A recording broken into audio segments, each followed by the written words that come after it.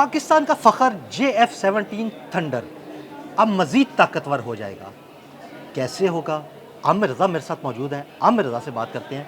आमिर भाई, सुना है कि कोई नया इंजन रशिया पाकिस्तान को देने वाला है जो JF-17 थंडर में लगाया जाएगा।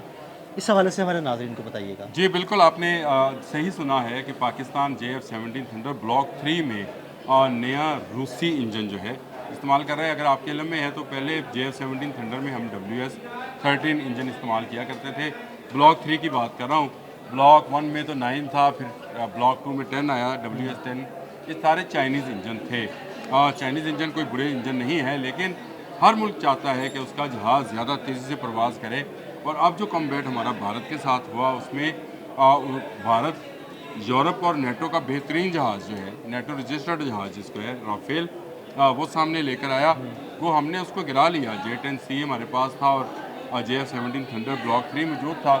लेकिन पाकिस्तान बहुत अरसे से ये बात सोच रहा है कि क्यों ना इसका इंजन तब्दील कर कर इसको मज़ीद बेहतर बनाया जाए। इसको दुनिया के सफ़े अव्वल के जो जहाज़ हैं जैसे F-16 है या राफेल है, ये सारे सफ़े अव्वल में आते हैं, इनमें शामिल कर दिया जाए इस जहाज़ को। तो ये एक बड़ी डेवलपमेंट होने जा रही है। आज़रबाईजान के साथ जब हमने JF-17 थंडर का सौदा किया तो उसके बाद हमें ख्याल आया कि क्यों ना, क्योंकि एक रशियन स्टेट थी, बिल्कुल। एक ऐसी टेक्नोलॉजी को इसके अंदर इन्वॉल्व किया जाए जो मुख्तलिफ ममालिक में ऑलरेडी इस्तेमाल हो रही है। आपको पता है कि अर्जेंटाइन के साथ हमारा मुआहदा है। अर्जेंटाइन में रूसी टेक्नोलॉजी जो है बिल्कुल। वो इस्तेमाल की जाती है। आज़रबाईजान तो है ही रशियन स्टेट रही है किसी ज़माने में, तो वहाँ अब भी सारी टेक्नोलॉजी या सारी एजुकेशन जो है वो उसी ग्रेड की है। तो पाकिस्तान ने इसके लिए जो इंतखाब किया है वो 93MA, ये एक इंजन है जिसको RD-93MA कहा जाता है। इसका थ्रस्ट ज़्यादा है। इसका KGF, अगर मैं आपको KGF बता दूं, किलोग्राम फोर्स जो है इसकी ज़्यादा है। इससे पहले जो WS इंजन हम 13 इस्तेमाल किया करते थे उसकी 8800 KGF ताकत थी, क़ुव्वत थी। जबकि ये जो इंजन है जो कि इस वक्त हम इस्तेमाल करने जा रहे हैं रशिया का, इसकी आप हैरान होंगे सुनकर कि इसकी 95 के करीब KGF है, यानी उससे फॉर बेटर है। यानी 9000 समथिंग 500 के समथिंग है। वो 8800 थी तो ये 9500 है। तो ये इसके बाद एक तेज़ रफ्तार जहाज़ हो जाएगा। और सबसे बड़ी खासियत जो इसमें आ जाएगी वो ये है कि ये ज़्यादा बुलंदी पर ज़्यादा जल्दी से जाएगा। जो लोग गाड़ियाँ चलाने वाले या मोटरसाइकिल चलाने वाले लोग हैं, अगर वो इसको इस तरह समझ सके तो इसकी पिक में इजाफा हो जाएगा। पिक में इजाफा हो जाएगा। हम कहते हैं ना जी मोटरसाइकिल की पिक बहुत है, ये 1 to 5 है, ये 250 है, तो इसकी पिक बहुत तेज़ है। इसकी पिक में जो है वो एक अचानक ऐसी बड़ी तब्दीली आने वाली है जो किसी के काबू में नहीं आएगी। बहुत सारे एयर डिफेंस सिस्टम जो हैं ये जहाज़ है इस इंजन लगने के बाद नाकाम बना देगा। एक और नई टेक्नोलॉजी जो इसके अंदर शामिल है वो ये है कि इसको डिजिटली कंट्रोल किया जा सकता है। पहले ये JF-17 थंडर जो है मैनुअली कंट्रोल किया जाता था। ये एक स्टेप आगे है। इसमें और सबसे बड़ा है कि फ्यूल एफिशिएंट है। WS जो हम इस्तेमाल करते थे WS-13, वो इतना फ्यूल कंजप्शन, मैं अगेन बात करूँगा जो मोटरसाइकिल और गाड़ी चलाने वाले लोग हैं हाँ जी, वो बिल्कुल। उनको होता है कि यार कितनी कर दी है 1 लीटर एवरेज। च कितनी कर दी। 1 लीटर।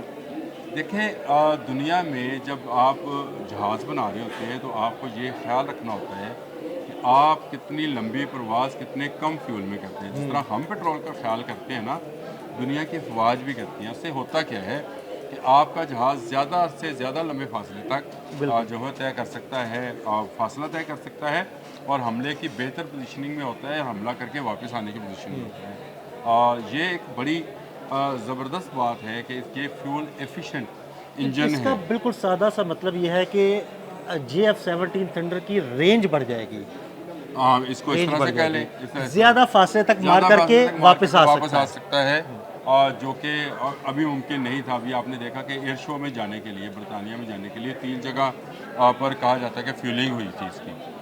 तो अब ये फ्यूलिंग जो है कि जहाँ 3 जगह पे हुई थी वो 2 जगह पे चली जाएगी। तो ये एक बहुत ही एफिशिएंट इंजन है जो कि RD-93MA है। ये इंजन लगने के बाद JF-17 थंडर जो कि पहले ही ब्लॉक 3 जो है 4.5 जनरेशन का जहाज़ कहा जाता है, अब ये 4.5 प्लस का हो जाएगा, जिसका राफेल है।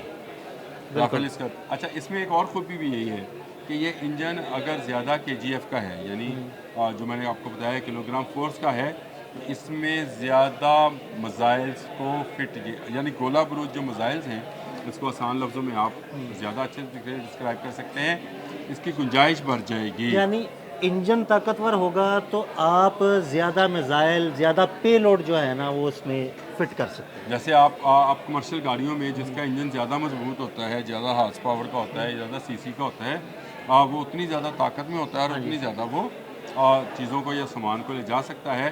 तो दुश्मन के लिए जो मौत का सामान है उसको ज़्यादा ले जाने के लिए भी ये इंजन बहुत अहम है। और इसकी सबसे बड़ी एक और बात वो ये है कि पाकिस्तान आहिस्ता आहिस्ता JF-17 थंडर में चाइनीज़ से बाहर निकल जाएगा। हमें चाइनीज़ टेक्नोलॉजी, हमारे भाई हैं, उनसे कोई गिला नहीं है, कोई शिकवा नहीं है, लेकिन अगर उनसे बेटर टेक्नोलॉजी हमें मिलती है तो उनको भी कोई इस पर इतराज़ नहीं है। और चाइनीज़ कभी हमें किसी टेक्नोलॉजी को लेने को रोकते यानी नहीं हैं। चाइनीज़ को अगर हम रशिया से ही इंजन लेके इसमें फिट कर रहे हैं तो चाइनीज़ को कोई एतराज़ तो अनिल नहीं भाई, है। अगर आप बात छेड़ ही दिए तो चले चलो इस पर मैं आपको बता देता हूँ कि चाइनीज़ जो हैं खुद भी लंबे अरसे से रशियन इंजन्स को ही कॉपी कर रहे हैं, सही। और बहुत लंबे अरसे तक तो अपने जहाज़ों में वो रशियन इंजन ही इस्तेमाल करते रहे हैं।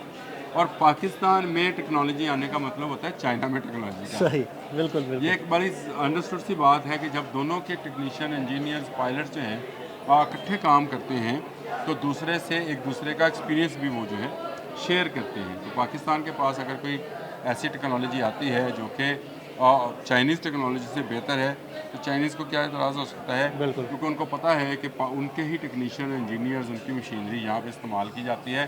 और JF-17 थंडर में हम उनके मशहूर भी हैं।